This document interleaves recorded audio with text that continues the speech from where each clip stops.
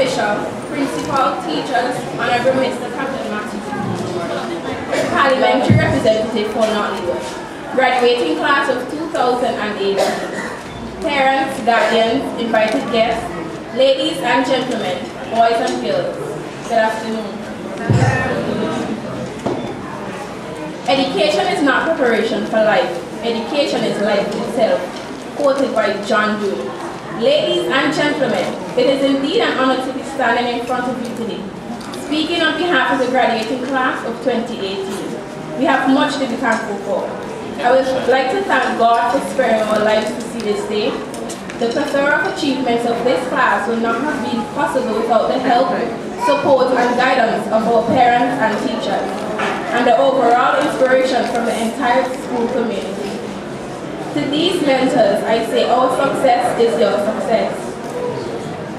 For you have given us the courage to dare, the knowledge to excel, and the confidence that we can succeed. You have been there for us with encouragement and care. You have had faith when we doubted ourselves. You have instilled in us the self-confidence needed to reach for our dreams. For all of these things, we, the class of 2018, thank each and every one of you. When I entered Form 1, I was so excited yet so terrified at the thought of my first day in secondary school. It felt much to me like my first day as an adult, the first day I ever felt grown up. In Form 1, I developed friendship with Ayala Delplesh, Jamaica Carter, Kimberly Williams, and Tika Hooper, and a few others who are present at the graduation today. I started off as a very shy and self-centered individual until I became talkative and, as I would say, frontish, especially after meeting Ayala Delplesh. Many know her as Lala. In Form 1, I was a good student who performed well in all of my subject areas. When the school term was over, I was promoted to Form 2, where I met Nakai Brown, Terry Williams, and many others who are present here today.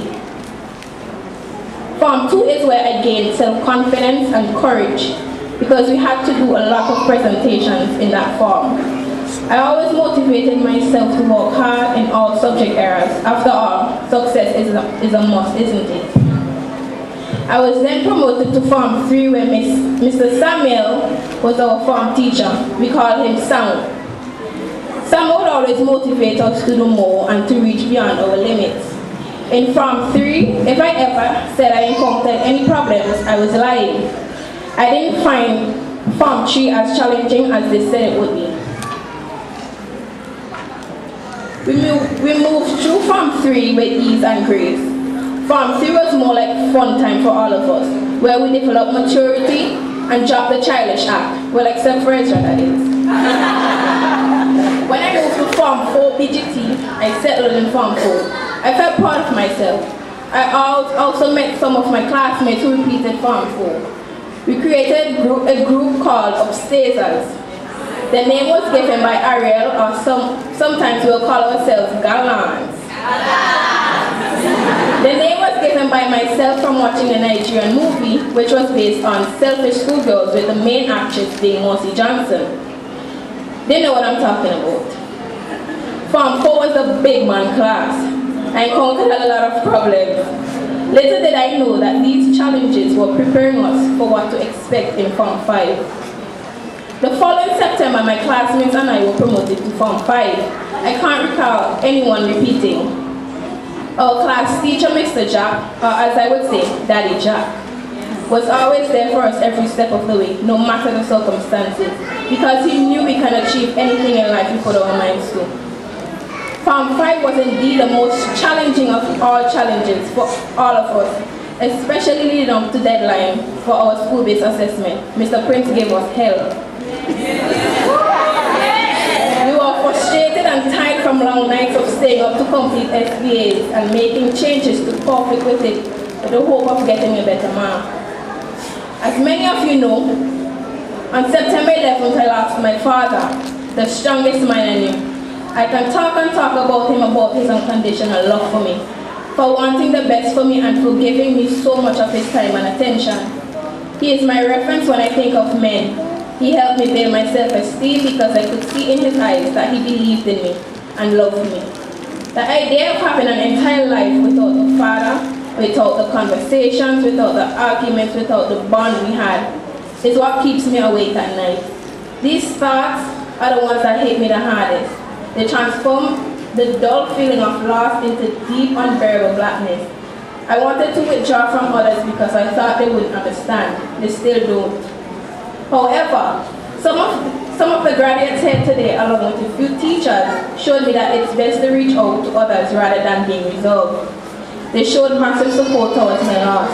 They attended the funeral without me asking them, and for that I would like to say thank you. Thank you guys so much for being there for me, just when I was about to give up. And also to my best friend, my go-getter, my provider. I love you, Mommy. Just when all the drama with SBAs were finished, just when we thought we were done with all the stress, here came Mr. CXC. That in itself was another hurdle to cross, more difficult than SBAs. I'm of the opinion that all of us gave our best, and it's safe to say that we are patiently awaiting our results. Our teachers have been instrumental in trying their best to complete each syllabi on time. For some subjects, we had to do evening classes, Ms. Brown having to teach principles of business on Saturdays, along with Jack and a few others. This shows how committed our teachers are. Looking back at our school days, I will never forget the teachers with whom I have developed a bond. I mean, who could really forget Mr. Jack?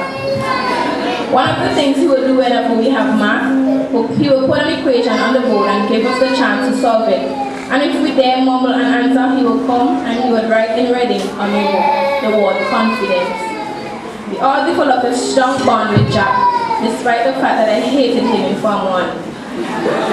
Due to all the comments I heard other students making about him. For example, he evil, Jack too strict, he don't hit, and a lot more. Jack is one of the many teachers that we will surely miss. Isn't that right, graduates? Yes!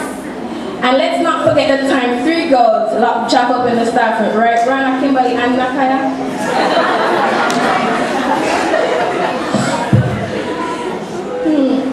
Miss Brown, who always hit and run, were referred to as greedy worms. They're always hungry. Mr. Ferdinand. Whenever we had English class, we would plan up to run and hide from Mr. Ferdinand. If you don't want Mr. Ferdinand to teach, just start a story or ask him what he has in school to say. He will give you all the information until the period finishes. He didn't even realize what we were doing. Miss Robertson, who would always stress, would always tell us, I think I make me pick me man at school and I tell her. She wanted to complete her part of the syllabus before going home on leave. Mr. Harry has a tight tongue and stammers, and our class found that extremely funny. And sometimes we will laugh, and the excessive laughing is what gets him upset. You can't laugh for too long in Harry's class, especially if he's trying to say something very important.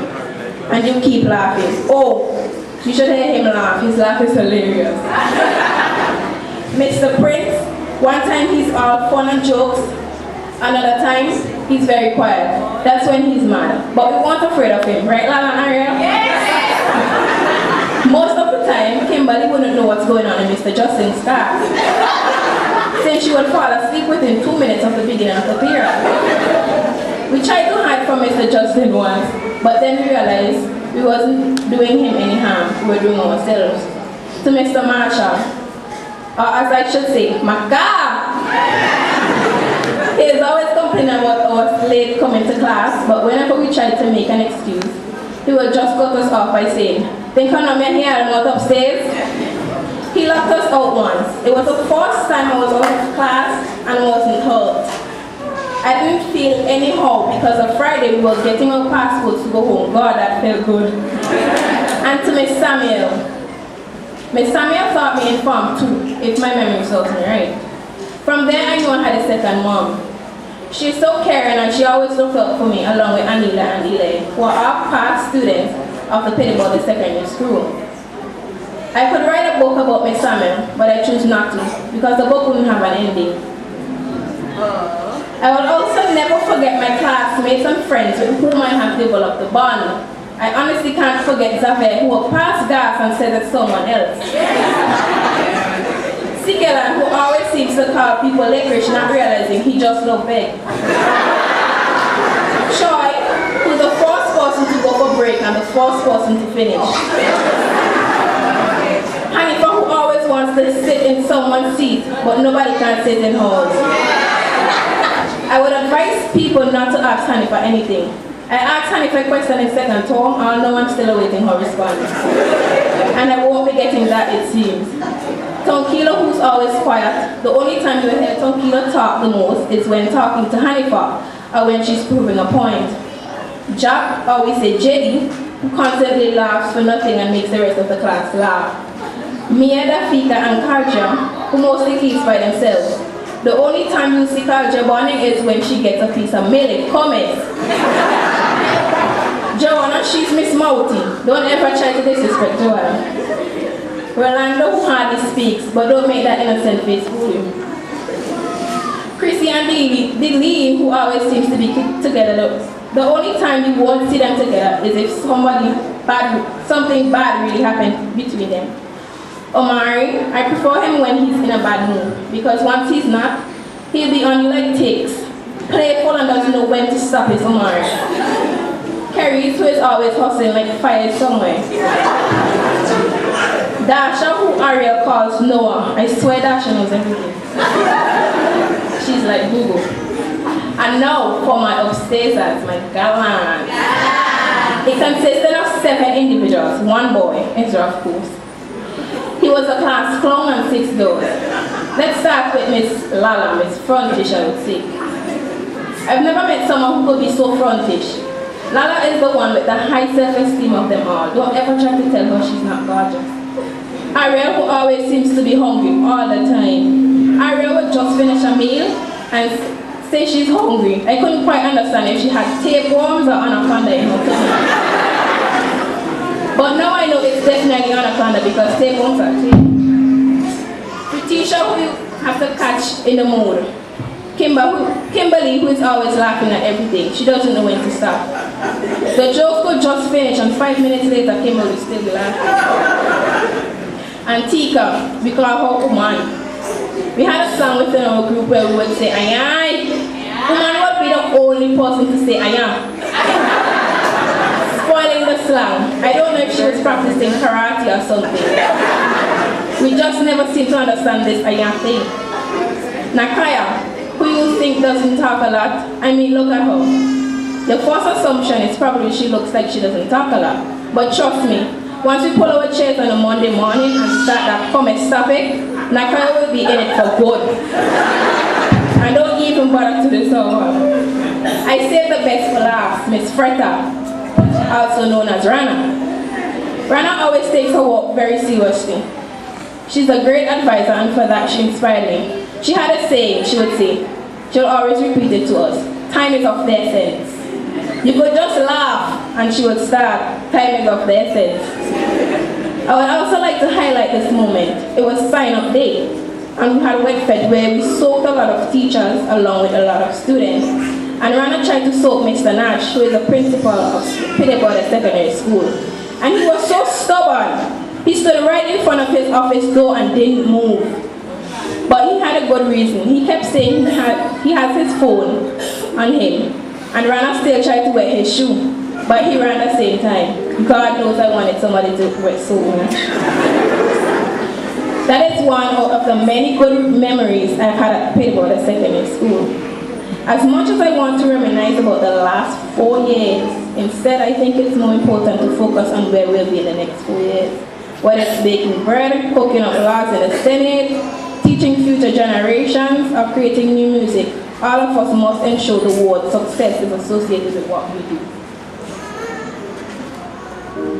We must concentrate on enhancing our futures and setting great examples for those who love us and for those who will follow us. We must be tomorrow's positive images. Our actions must make a statement and send a clear message. One that says wherever we come from, whatever we have or don't have, whatever our color, sex or culture background, we can be partners in success and we can achieve greatness together. In order to have high self-esteem, confident and be good motivators, we must be willing to work diligently and have a keen understanding of how far we can go. Ralph Waldo Emerson once said, "Do not go where the path may lead, but instead where there is no path, and leave a trail." Let us leave a trail others will be proud to follow. If you feel at any point that life is becoming too hard and that obstacles are coming from left and right, please do not panic. Remember that life can get better if we have the right tools to work with, tools like positive attitude and education, the right friend, and fierce determination. Class of 2018, it is up to all of you to make a difference. To have people say honorable things about you and leave the impression that you never gave up on yourself. Society is counting on you. Excellence is never an accident. It's the result of hard work. Go forward, work hard, and attain excellence. The kind of excellence that will make your dreams become reality. A secure future can be reality. You must visualize tomorrow, a safe, happy, prosperous tomorrow, and make it happen. We extend our heartfelt gratitude to all the teachers, parents, or guardians who have worked hard to get us to this commencement ceremony today. To my hero, Camilla Harry, thank you for not letting me fall into a great black hole. Miss Lave, my aunts, and my uncles, I treasure your unconditional love and support. Mama, I hope I made you proud. Class of 2018, good luck, and remember, graduation is only the beginning.